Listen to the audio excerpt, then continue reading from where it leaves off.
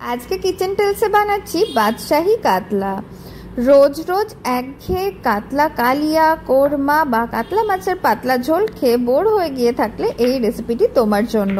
আর হ্যাঁ, রেসিপির শুরুতে প্রতিবারের মতো অনুরোধ রইল চ্যানেলটিকে সাবস্ক্রাইব করে পাশে থাকার। ভীষণই সহজে এই রেসিপিটি হয়ে যাবে আর পোলাও বা বাসমতি চালের ভাতের সাথে অসাধারণ লাগে।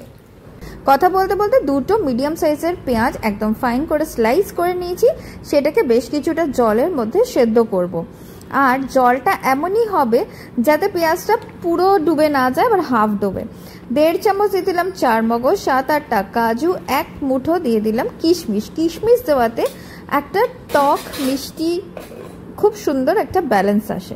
ওটা ঢেকে দিলাম, সেদ্ধ হতে থাক। এইবার এখানে আমি হাফ কেজি নিয়ে নিয়েছি কাতলা মাছ। এটা মিডিয়াম সাইজের কাতলা মাছ। এটাকে আমি সামান্য একটু লেবুর রস দিয়ে মাখিয়ে নেব আর দিয়ে দেব লবণ।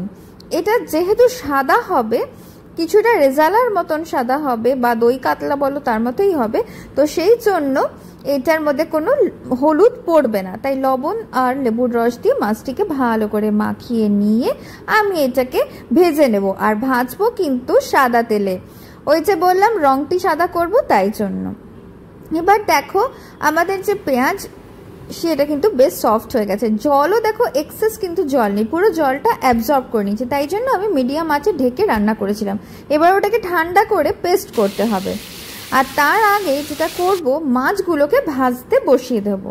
মাছটাকে মিডিয়াম আঁচে ভাজতে হবে যাতে ভেতর থেকে ভালো করে ভাজা হয়ে যায়। এক পিঠ হয়ে গেলে অপর পিঠ উল্টে দিতে হবে, দু পিঠই ভালো করে ভেজে নেব। ওদিকে মাছ ভাজা হচ্ছে, এদিকে দেখো পেঁয়াজটাও কিন্তু পুরোপুরি ঠান্ডা হয়ে গেছে। তো পেঁয়াজ, কাজু, চারমগজ আর কিশমিশের সাথে দিয়ে দিলাম বেশ কিছুটা আদা আর কয়েক কোয়া রসুন। 3 কোয়া রসুন দিয়েছি আর 1 ইঞ্চি আদা। ভালো করে পেস্টটা বানিয়ে নিলাম, বেশ সুন্দর একটা ক্রিমি পেস্ট রেডি হয়ে গেছে। এবার মাছটা ভেজে তুলে নিলাম। কড়াইতে দিয়ে দিলাম জিরে, তেজপাতা দুটো আর গোটা গরম মশলা ফোড়নে। ফোড়নটা জাস্ট 10 সেকেন্ডের জন্য ভেজে ওই পেঁয়াজ আদা রসুনের পেস্টটা দিয়ে দিলাম। এতে চারমগজ আর কাজু কিশমিশ থাকা ভীষণই ক্রিমি, ভীষণই ভালো খেতে হয় আর ভীষণ তাড়াতাড়ি কিন্তু এই রেসিপিটি হয়ে যায়। যেহেতু পেঁয়াজটা সেদ্ধ করা রয়েছে অলরেডি, তাই বেশি ভাজার দরকার নেই। হালকা পিঙ্ক হওয়ার পরে ওই মিক্সি থেকে যে জলটা আমি দিয়ে দিলাম আর সাথে সাথে দিয়ে দিচ্ছি 2 চামচ মতো টক দই ভালো করে ফেটিয়ে নেওয়া।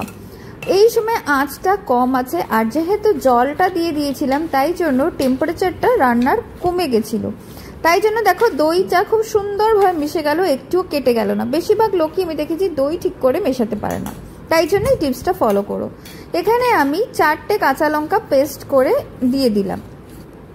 এখানে দিচ্ছি 1 চামচ জিরে গুঁড়ো আর হাফ চামচ দিলাম লঙ্কার গুঁড়ো। শুকনো লঙ্কার গুঁড়ো এখানে ইউজ করলাম সামান্য একটু ফ্লেভারের জন্য, কালার খুব বেশি এতে আসবে না। স্বাদ অনুসারে লবণ দিয়ে ভালো করে আরও একবার মিশিয়ে দিচ্ছি।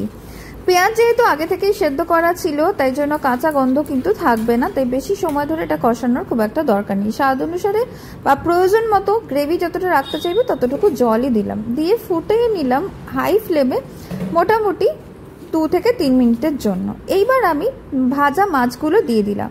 মাছগুলো যেহেতু আমি কম আছে বেশ সময় নিয়ে ভেজেছিলাম, তাই কালার বাইরে থেকে খুব একটা গোল্ডেন হয়নি ঠিকই, কিন্তু ভেতর থেকে খুব ভালো করে ভাজা হয়ে গেছে, তাই এখন আর বেশি সময় লাগবে না। এইবার 1 চামচ ঘি দিলাম, হাফ চামচ গরম মশলা গুঁড়ো দিলাম আর দেখো হাফ চামচের থেকেও কম দিয়ে দিলাম কেওড়ার জল। ওই যে বাদশাহী রান্না, তাই জন্য একটুখানি কেওড়ার জল দিলে ভালোই লাগে। আর যে পরিমাণ দিলাম তাতে সত্যি বলতে কেওড়ার জলের কোনো ফ্লেভার আসবে না, বাস একটা শাহি রিচনেস আসবে, যেটা খেতে অসাধারণ লাগে। এইবার সব কিছু ভালো করে মিশিয়ে ঢেকে আরও 5 মিনিটের জন্য আমি মাছটাকে সেদ্ধ করে নিলাম। লো টু মিডিয়াম ফ্লেমেই রেখেছি ফ্লেমটাকে। দেখো পুরোপুরি তৈরি হয়ে গেছে। এবার গ্যাসের ফ্লেম অফ করে আমি স্ট্যান্ডিং টাইম দিয়ে নিলাম 5 মিনিটের জন্য। এই তো কত কম সময় তৈরি হয়ে গেল। এবার পরিবেশন করে দেওয়ার পালা। আমি এখানে পিস পোলাওয়ের সাথে সার্ভ করলাম, রেসিপি পরে দিয়ে দেবো। আর এটা কেমন লাগলো কমেন্টে জানিও কিন্তু। নমস্কার।